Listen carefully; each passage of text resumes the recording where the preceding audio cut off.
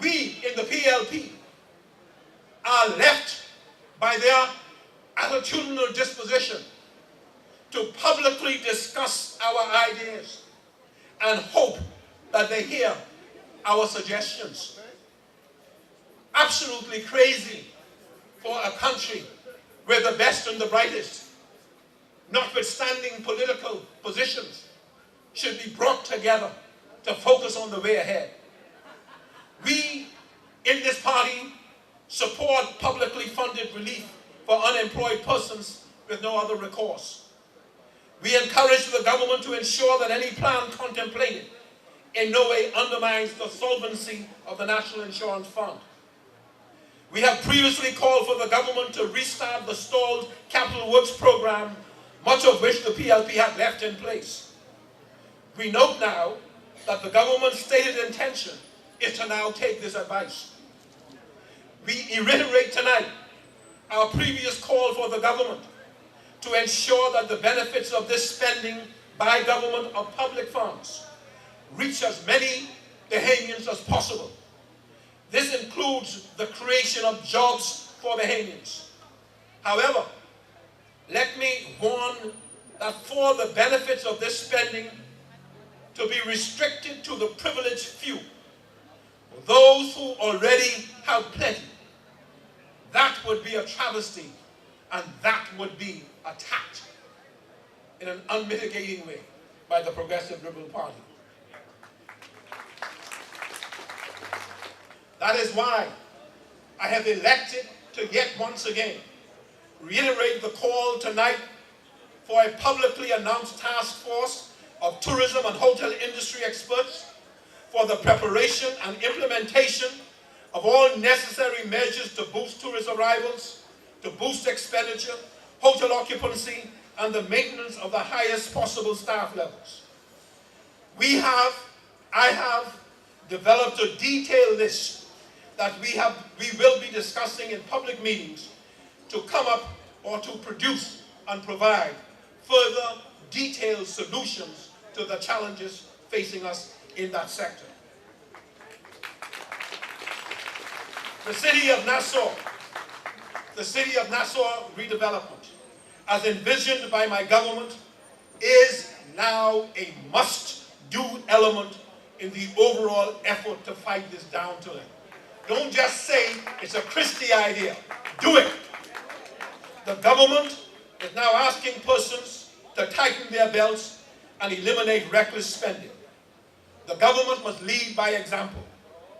The government must ensure that in its contract awarding process or processes, in its hiring of consultants, in its restart of the capital works projects, in its running of the government, that value for money is received and that persons engaged are fairly engaged and qualified to competently perform the functions for which they have been contracted. There are too many who are complaining of being unfairly dealt with. These are serious problems that demand serious solutions. It is very telling that in the face of this kind of situation, Mr. Hubert Ingram, the current Prime Minister, would really waste Bahamians' time in a useless and fruitless exercise talking about whether or not the country would have been better off under my leadership or his leadership, and trying to change the facts of the past. If you want to know whether or not our country is worse off under Hubert Ingram as Prime Minister than when I was Prime Minister just 18 months ago, anyone can tell you that. But for you, just stick your hands in your pocket and feel it. Just look at your bank book. Just look at the expressions of worry and concern on the faces of your family. This government tries to speak the language of struggling Bahamians, but talk is cheap. The government's first duty, at almost any cost, even by financial inducements, is to try to protect jobs and the pride and dignity that comes with them, to explore every opportunity to protect jobs, because once you lose jobs, you then have to kick in with creating other jobs, training people to do different jobs. So once who was a waiter now losing his job has to become a painter. You know, it just makes sense to focus on maintaining the jobs and use every opportunity to arrive at a conclusion based on cost-benefit analyses. When our former Minister of State, James Smith, our Minister of State for Finance, James Smith, suggested this reality, suggested this as an idea, he was just attacked by the current holder of that post. Instead of struggling to protect jobs, this government has played fast and loose with the future of Bahamians, cancelling contracts, delaying contracts, not pursuing the privatization of BDC, and on and on. However, it is not the past that I want to delve in tonight. It is the future that we must be concerned with. PLPs must look to the future. We must continue to prepare ourselves for the future. For the PLP, every available informational avenue, technology and otherwise, must be used to connect with the people. You must hear the message of Fred Mitchell this evening.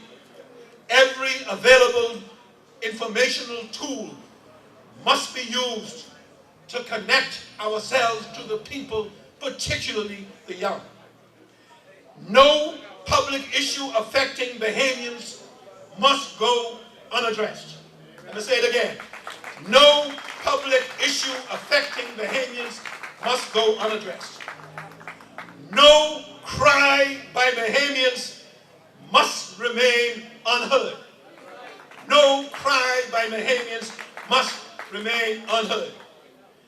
No false and self-serving political challenge from the other side must go unanswered. I'm going to say it again. No false and self-serving political challenge from the other side must go unanswered. The Bahamas now needs the PLP and our ideas. Struggling Bahamians in the middle class, struggling Bahamians, period, full stop, need the PLP. Single mothers and working families need the PLP.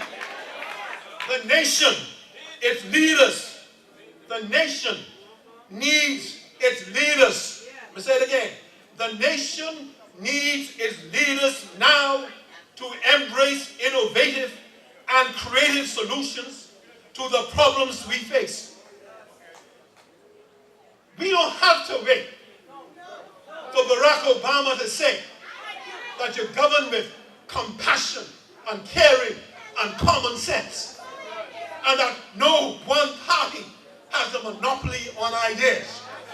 If any party should be judged near monopolistic in ideas by virtue of what the PLP has done to establish the modern Bahamas, you would say it is heavily in favor of the PLP.